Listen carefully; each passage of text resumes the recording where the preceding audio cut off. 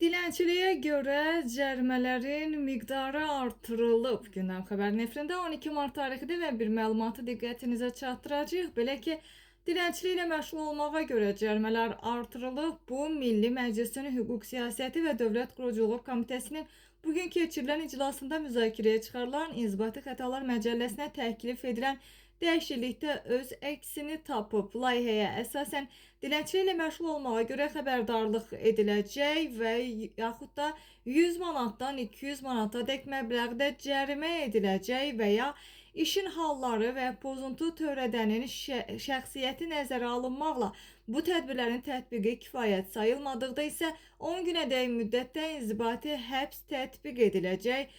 Qeyd eləyək ki, qüvvətdə olan qanuna əsasən isə məhz sözü gedən əmələ görə cərimənin məbləği 20 manatdan 25 manata qədərdir. Gündəm xəbər bu məlumatı Qafqaz İnfoya istinadən diqqətinizə çatdırdı.